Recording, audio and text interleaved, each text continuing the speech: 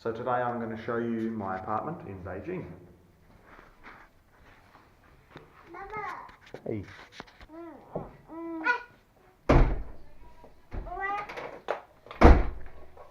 So this is my apartment in Beijing.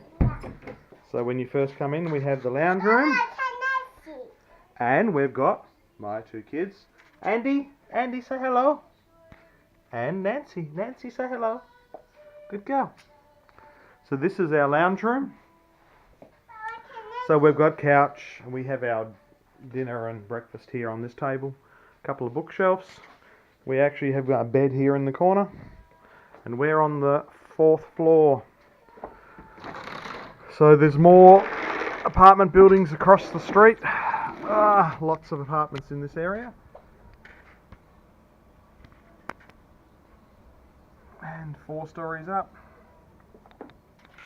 The windows here are double glazed, and we've actually got 2 windows here because it gets very warm in summer and very cold in winter. So air conditioning and double glazed windows. So this room we kind of do everything in. The kids play, we eat, I do my weights here. Andy cries. This is a 1-bedroom apartment, so this is the main bedroom. And Andy has his little cot here for where he sleeps. My little office here. And these are the other buildings in my community. All up, there's about 12 buildings in this community.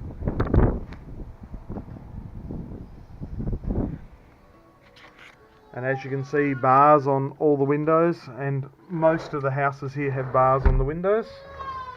We actually had somebody climb up the wall and come in through one of our windows one night, and they went through my wife's purse and took a computer. This is the kitchen. They went through this window here. So after that we got bars fitted to all the windows. So this is the kitchen. So these are IKEA cupboards which we got fitted. Stove. We have a hot plate here, but there's no oven, so I like making bread and scones and pizza, so we bought an oven. Just a simple little oven. That's one thing which surprised me when I first came to live here in China, that most of the houses, or almost all houses, have no ovens. They don't use ovens. It's not a standard way of Chinese to cook in an oven. So yeah, no one uses them. So this little room here is like a, I don't know what you call it, like a little storage room. People normally put food out here during the cold seasons, and to say putting it in the fridge, and they have this door here closed. They leave the windows open and they store just food on plates and bowls or whatever here. We just use it for plants and hanging clothes to dry. Hot water system, which is also for the bar heaters in all the rooms, so they're turned on at the moment. The IKEA kitchen, I had this modified. We bought the kitchen, but this one here was a solid door like this, and you could pull it open. It slid open, and it had like wire baskets in there, which are just the most unpractical thing I've ever seen.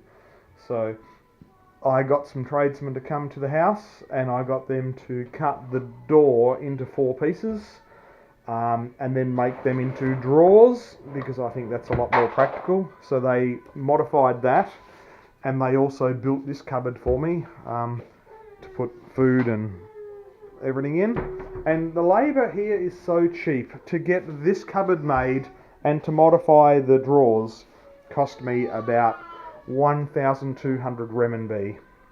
So that's like 300 Australian dollars, around that, and maybe a little bit less. And it's so cheap because they came out to the house initially. I gave them a drawing. I drew this cupboard up, so they just had a drawing for that. But this here, I told them what I wanted done. So they took the big door away and everything. They take it back to their workshop. They modify all that, and then they build all this in their workshop and put it into a kit form. And then they come back to my house again, carry it all up 4 stories, and then they put it together in my apartment and then put all this screw in the runners for, you know, a couple of $100. I mean, in Australia, just to buy the material would cost you more than that, let alone someone building it and coming to your house delivering it. So yeah, it's very, very cheap. Then we have our bathroom here. Bathroom and laundry is together. So washing machine, toilet, and then something else which is uncommon in China is baths. This never had a bath, so when we had the kids, we bought a bath to fit in here so the kids could wash in the bath and play in the bath. So that's our bathroom. All the rooms have these heaters in it for winter, so we can dry our towels and it warms the room up. Little Andy here is looking for Dad. Come here. Up we get. So in here, this house, what we've done for the kids is we've put a chalkboard on the wall here and a whiteboard on the wall there. Yes, my wife is learning Japanese, so she's practicing her characters. We've put the world map stickers on this wall and a map of China. And then we've put some stickers on this wall here to learn Chinese for the different sounds. And everywhere is, every little bit of room we try to use. So the water in Beijing, you don't drink the water out of the tap. And even when you boil the water in the kettle, inside your kettle will just get covered in like a white calcium buildup. So we get bottled water, only drink bottled water. There's a machine in our community which does that. I'll show you a short video of what that is. At most of the communities they have one of these machines, and this is a water purifier, and it goes through like 8 different stages of purifying the water, because the water which comes out of the taps has a lot of calcium and goodness knows what other things in it. So it's no good for drinking or cooking, or even if you put it in your kettle and boil the kettle, your kettle gets all white calcium built up inside it. So can't open this lid. So we have 2 bottles which we fill every couple of days, and then this water's really good. Well, that's about as good as you're going to get here anyway. It doesn't leave any build up inside the kettle, so it must be okay.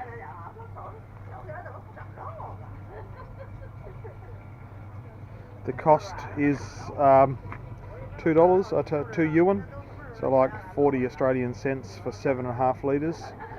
So it's well, cheap, very cheap. But really it's just purified tap water, so it should be cheap.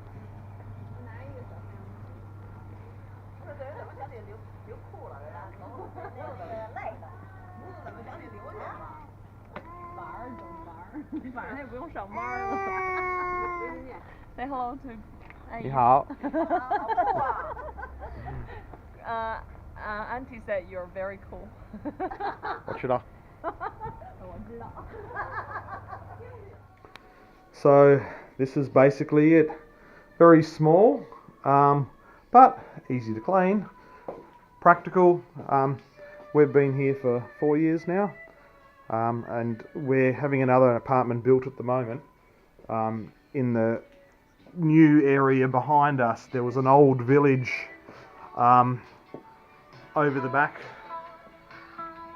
which is all now just dirt. They've knocked down most of the buildings. There are a few buildings still there, but they're currently starting construction there to build more apartments, and we're having a 3-bedroom apartment built there, so that will be finished in about 2 years probably, and then we'll move to that apartment. So this is a pretty standard apartment in Beijing. An apartment like this, if you rent, will cost you about 2,800, 3,000 a month. We don't rent this, we own this apartment, but that's the price for this area. We're in Haidian, so that's just outside of the 5th Ring Road. If you were in an apartment this side, further into the city, you would be paying probably between 4 to 6,000 a month rent. So renting in Beijing is very expensive for very small properties. It's a very expensive city to live in. So this is Beijing. Thank you for watching.